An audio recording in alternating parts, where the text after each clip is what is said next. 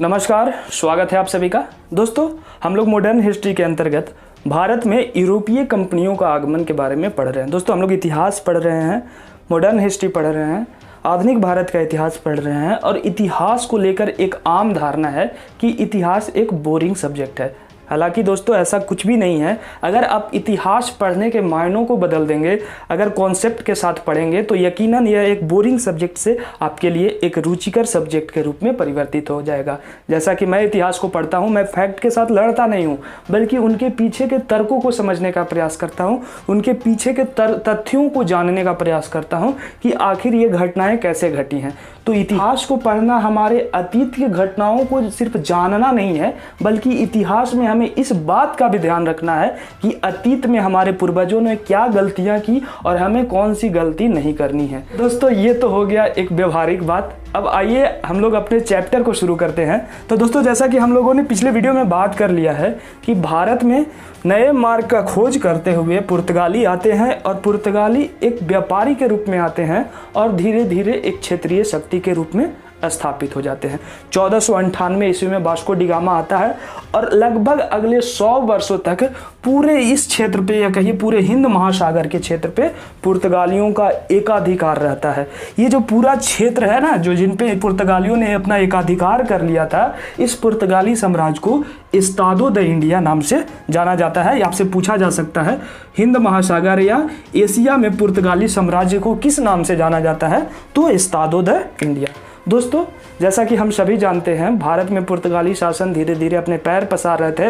भारत ही नहीं, समझ लीजिए कि पूरे हिंद महासागर क्षेत्र पे पुर्तगाली शासन अपना शिकंजा कस रहा था। और इसी बीच 1571 ईस्वी में क्या होता है कि 1571 ईस्वी में जो पूरा पुर्तगाली साम्राज्य था, इसको 3 भागों में विभाजित कर दिया जाता है। आप मैप के माध्यम से समझ सकते हैं। एक जो भाग था मोजाम्बिक के गवर्नर के अधीन कर दिया जाता है।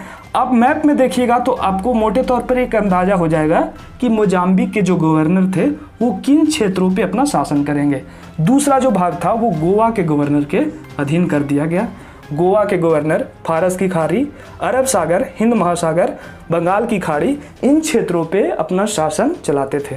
दोस्तों, तीसरा जो भाग था वो मलक्का के गवर्नर के अधीन कर दिया गया और मलक्का के गवर्नर को जो कार्य था वो मसाला द्वीपपुंज, जो दक्षिण पूर्व एशिया का क्षेत्र है, इस पे अपना शासन करना था। तो इस तरह से भारत में पुर्तगाली साम्राज्य को 3 भागों में बांट दिया गया। कब बांटा गया? तो 1571 ईस्वी में। दोस्तों, पुर्तगाली शासन जो है ना, भारत में जैसे पुर्तगाली शासन की स्थापना हुई या एशिया में या हिंद महासागर में जो पुर्तगाली शासन की स्थापना हुई, इस शासन को नियंत्रित करने के लिए पुर्तगाली 2 तरह की व्यवस्थाओं का पालन करते थे। ये जो व्यवस्था है, एक कार्टेज अरमेडा व्यवस्था है, दूसरा काफिला व्यवस्था है। दोस्तों, कार्टेज अरमेडा व्यवस्था के अंतर्गत क्या होता था कि ये जो हिंद महासागर के क्षेत्र है, तो इसमें अरबी हो या भारतीय हो, ये जो व्यापारी है ये बिना परमिट लिए, ये जो अरमेडा का कार्टेज का जो मतलब ही होता है परमिट, तो बिना कार्टेज लिए हुए आप अरबी हो चाहे फिर आप भारतीय हो, अपना जहाज हिंद महासागर में नहीं ले जा सकते हैं। कार्टेज क्या था? एक परमिट था। और ये परमिट किनसे लेना था? तो पुर्तगाली अधिकारियों से लेना होता था। तो दोस्तों, ये व्यवस्था लगा दिया गया था, कार्टेज व्यवस्था। और कार्टेज व्यवस्था से के अंतर्गत क्या कर दिया गया था कि आप हिंद महासागर में अगर जाते हैं तो आपको एक परमिट लेना पड़ेगा, एक कार्टेज लेना पड़ेगा। इसके अलावा क्या था ना कि इस व्यवस्था में ये भी प्रावधान था कि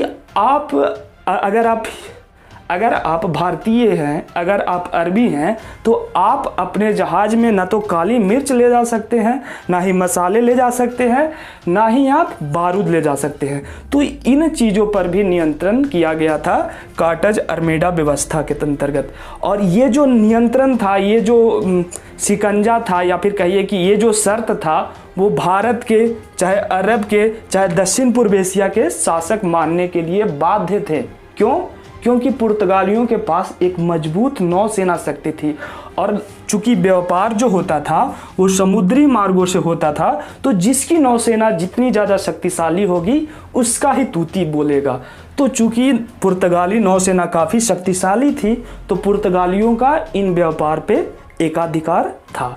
ये एकाधिकार लगभग 100 वर्षों तक रहा, जब तक इनके प्रतिद्वंदी जो यूरोप से डच आते हैं, फिर फ्रांसीसी आते हैं, फिर अंग्रेज आते हैं। जब तक ये लोग आ न जाते हैं तब तक लगभग 100 वर्षों तक इन क्षेत्रों पर पुर्तगालियों का एकाधिकार रहा। तो दोस्तों आप इससे आप समझ सकते हैं कि कार्टेज व्यवस्था से क्या था कि एक परमिट दिया जाता था और इसी परमिट के बाद आप हिंद महासागर में जा सकते हैं। हिंद महासागर में जा भी सकते हैं तो आप उन चीज़ों का व्यापार नहीं करेंगे जो पुर्तगाली व्यवस्था के अंतर्गत निषिद्ध है, यानी कि जिनमें पुर्तगालियों ने अपना कानून बना रखा है, जैसे मसालों पे कानून बना रखा है, बारूद पे कानून बना रखा है, तो अब बारूद और मसालों का व्यापार नहीं कर सकते हैं। दोस्तों इसी के अंतर्गत दूसरा जो व्यवस्था था, जो पुर्तगाली नियंत्रण का जो दूसरा व्यवस्था था वो था काफिला व्यवस्था। काफिला व्यवस्था में क्या प्रावधान किया गया था कि अगर आप एक अरबी व्यापारी हैं, अगर आप एक भारतीय व्यापारी हैं, तो आप अगर हमारे क्षेत्र में या चूंकि हिंद महासागर का जो क्षेत्र था, हिंद महासागर एक पुर्तगाली सागर के रूप में स्थापित हो चुका था। लगभग 100 वर्षों तक ये पुर्तगाली सागर के रूप में स्थापित था। तो अगर आप इस क्षेत्र में व्यापार कर रहे हैं तो काफिला व्यवस्था के अंतर्गत आपके साथ एक पुर्तगाली बेड़ा साथ में चलेगा। ये पुर्तगाली बेड़ा आपको 2 तरह से नियंत्रित करेगा। एक तो हो जाता है कि आपको समुद्री डाकुओं से बचाएगा। ये जो काफिला व्यवस्था है इसमें जो आपके साथ जो पुर्तगाली बेड़ा चलेगा वो आपको समुद्री डाकुओं से बचाएगा। दूसरा क्या था ना कि ये आपको इस बात का भी ध्यान रखेगा, आपको इस बात से भी बचा के रखेगा कि आप कहीं पुर्तगाली व्यवस्था से बाहर जाके तो व्यापार नहीं ना कर रहे हैं। तो कुल मिला के देखा जाए तो ये दोनों व्यवस्था से भारत में पुर्तगाली शासन की जड़ें और मजबूत हो जाती है। पुर्तगालियों ने अपने आप को ये भी अधिकार दे रखा था कि अगर उनको किसी भी व्यापारी पे, चाहे वो अरबी हो चाहे वो भारतीय हो, अगर उस पर शक हो जाता है तो आप उसका तलाशी ले सकते हैं। पुर्तगालियों ने अपने आप को ये भी अधिकार दे रखा था। क्योंकि पुर्तगालियों की जो नौसेना थी काफ़ी मजबूत थी तो वो अपने आप को सागर के स्वामी भी कहते थे। तो दोस्तों इस तरह से देखा जाए तो इस व्यवस्था के अंतर्गत उन्होंने पूरे हिंद महासागर पे लगभग 100 वर्षों तक एकाधिकार बनाए रखा, जब तक कि अन्य यूरोपीय कंपनियां जैसे कि डच, फ्रांसीसी, अंग्रेज आकर उन्हें इन क्षेत्रों से खदेड़ कर भगा न दिए। तब तक लगभग 100 वर्षों तक उन्होंने इन क्षेत्रों पर अधिकार कर लिया। नेक्स्ट वीडियो में दोस्तों हम लोग पढ़ेंगे कि पुर्तगाली शक्ति का जो पतन होता है वो पतन के क्या कारण थे, इसको हम लोग नेक्स्ट वीडियो में पढ़ेंगे। तो उम्मीद करते हैं कि आपको यह सारा चीज़ आसानी से समझ में आया होगा। अगर आपको वीडियो पसंद आए तो वीडियो को लाइक शेयर करें। चैनल पर पहली बार आए तो चैनल को सब्सक्राइब करके बेल आइकन प्रेस कर लेंगे। धन्यवाद।